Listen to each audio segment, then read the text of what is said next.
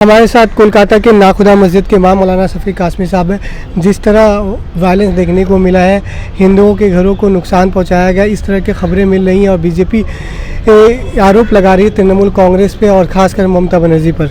देखिए, जिसका भी नुकसान हुआ है हिंदुस्तानी का नुकसान हुआ है, किसी हिंदू मुसलमान का नुकसान नहीं हुआ है, हिंदुस्तानी का नुकसान हुआ है, बंगाल का नुकसान हुआ है।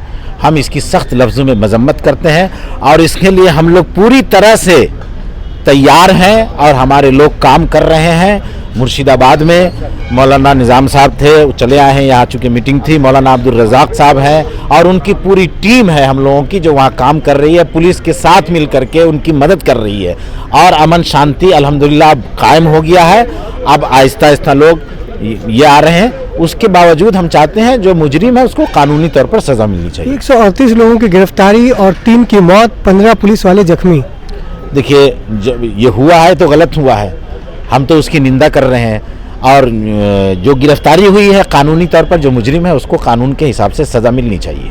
तो आप लोग जिस तरह पैगाम दे रहे थे वक्फ अमेंडमेंट एक्ट लागू होने के बाद, क्या वो लोग आपकी बातों को नहीं मान रहे थे? देखिए, एक बात बताते हैं कि इसमें कुछ लोग ऐसे भी घुस जाते हैं जो अपना चोला बदल करके हमें बदनाम करने के लिए, सरकार को बदनाम करने के लिए, हमारे मिशन को नाकाम करने के लिए घुसते हैं ताकि इनके इस मिशन को नाकाम किया जाए। हकीकत में वो मुसलमान के दोस्त नहीं है, वो दुश्मन है।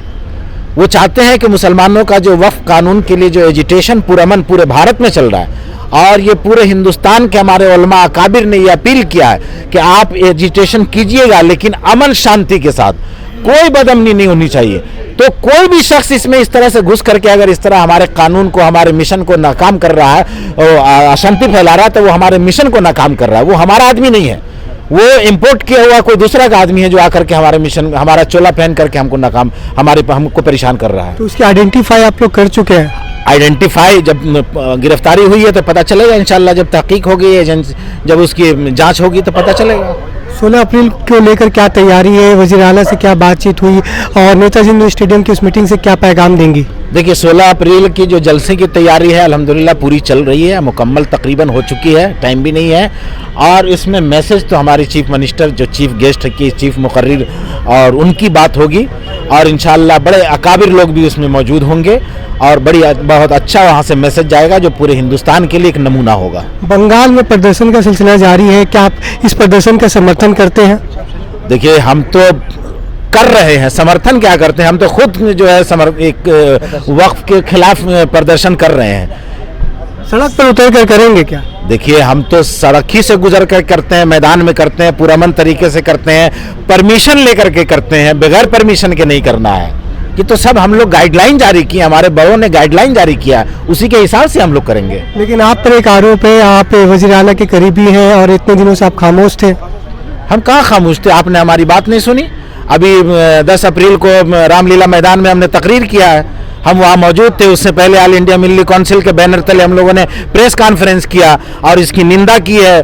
सबसे पहले वक्फ अमेंडमेंट बिल 2024 के खिलाफ जब पार्लियामेंट में भी पेश नहीं हुआ था बिल, तो मोहम्मद शफीक, ऑल इंडिया मिल्ली काउंसिल, शहूद आलम और पूरे हिंदुस्तान से 42 मेंबर पार्लियामेंट को दिल्ली में के कॉन्स्टिट्यूशन क्लब में बुला करके हम लोगों ने ही काम किया था, एजिटेशन का काम किया था और उसी का नतीजा था जो तमाम मेंबर पार्लियामेंट वहां जाकर के उस बिल की मुखालफत किए, जब जाकर के जेपीसी बनी थी।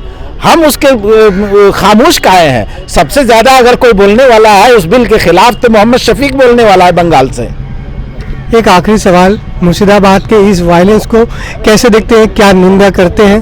देखिए, जो हुआ गलत हुआ, उसको कभी कोई अच्छा नहीं कह सकता है, लेकिन उसमें सरकार और एजेंसी अपना काम कर रही है और हमारी टीम भी, इमाम मोहसिन ऑर्गेनाइजेशन की टीम भी वहाँ पूरी तरह काम कर रही है, हुकूमत के साथ है, पुलिस के साथ मिलकर के अमन कायम करने का पूरा काम किया है और अल्हम्दुलिल्लाह अमन कायम हो गया है। अब वहाँ पे ऐसा कुछ नहीं है। जहाँ कहीं भी इस तरह का कोई मामला होगा जो इलीगल और गैर कानूनी तरीके से या फितना फसाद का मामला होगा, उसको रोकने की हर मुमकिन हम कोशिश करेंगे, समझाने की कोशिश करेंगे, रोकने की कोशिश करेंगे जहाँ तक इस्तिताअत। डीजीपी राजीव कुमार ने कहा है कि गुंडागर्दी बर्दाश्त नहीं करेंगे। जाहिर सी बात है, गुंडागर्दी नहीं होनी चाहिए, कहीं नहीं होनी चाहिए, हम भी कहते हैं।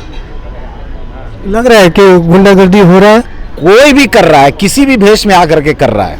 हम उसकी भी निंदा करते हैं, नहीं होनी चाहिए।